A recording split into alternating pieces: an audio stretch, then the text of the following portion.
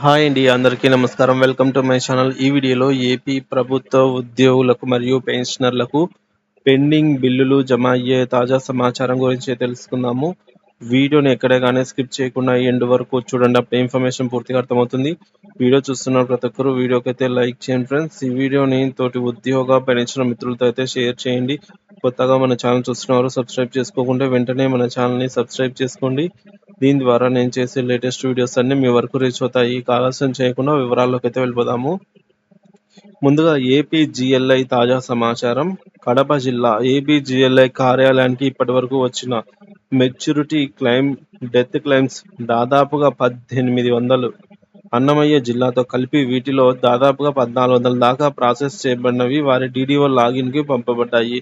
ఇంకనూ మిగిలిన క్లెయిమ్స్ ను వారం రోజుల వ్యవధిలో పూర్తి చేయాలి అని డైరెక్టర్ కార్యాలయం నిర్దేశించిన నేపథ్యంలో రాబో వారం లేదా 10 దినాలలో మొత్తం క్లెయిమ్ చేసి వారి డీడీఓ లాగిన్ బిల్ చేసుకోవడానికి పంపబడతాయని కడప ఏపీజీఎల్ఐ కార్యాలయ సూపరింటెండెంట్ వారైతే తెలిపారు. ఇక జెడ్పీపీఎఫ్ లాగిన్ సమాచారము. సో క్రింది లింక్ ద్వారా పిఎఫ్ సైట్లో లాగిన్ అయ్యి మీ పిఎఫ్ పే స్లిప్స్ స్లిప్స్ అయితే డౌన్లోడ్ చేసుకోవచ్చు. డిఫాల్ట్ పాస్వర్డ్ వచ్చేసి ఈఎంపీ అని ఎంటర్ చేసి పక్కన మీ పిఎఫ్ నెంబర్ను ఎంటర్ చేయాలి. ఉదాహరణకు పిఎఫ్ నెంబర్ 12345 అనుకుంటే ఈఎంపీ 12345 స్మాల్ లెటర్స్. ఎవరైతే గతంలో పాస్వర్డ్ మార్చుకుని ఉంటారో అదే పాస్వర్డ్తో మాత్రమే ఇప్పుడు లాగిన్ అవ్వాల్సి ఉంటుంది. డిఫాల్ట్ పాస్వర్డ్తో లాగిన్ అయితే కాదు మార్చుకుని ఉంటే. కావున లాగిన్ పాస్వర్డ్ మర్చిపోయి లాగిన్ కాలేకపోతున్న వారు మీ యొక్క పిఎఫ్ నెంబర్ను ముఖ్య బాధ్యులకు తెలియజేస్తే మరలా శాఖ ద్వారా మీ జెడ్పీపీఎఫ్ పాస్వర్డ్ రీసెట్ చేస్తారు.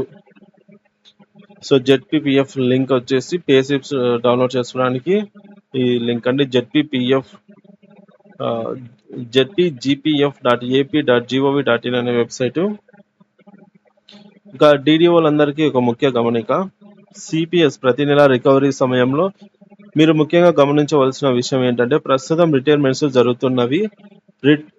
సిపిఎస్ రికవరీ అనేది రిటైర్మెంట్కి 6 నెలల ముందు నుంచి నిలుపుదల చేయాలి. అలా కాకుండా రికవరీ చేసిన అది ఎన్ఎస్డిఎల్కు అప్లోడ్ కాదు. కావున జీతాల బిల్లులు చేసే ముందు డీడీఓలందరి విషయాన్ని దృష్టిలో పెట్టుకుని ఎవరైనా 6 నెలల్లో రిటైర్ అయిన వారిలో సిపిఎస్ ఉన్నచో రికవరీ చేయకూడదు. ఇకనైనా ఎవరైనా రికవరీ చేసినచో అటువంటి బిల్లులు తిప్పివేయబడునని ఉప ఖజానా అధికారి ఈ మేరకు సమాచారం అందించారు.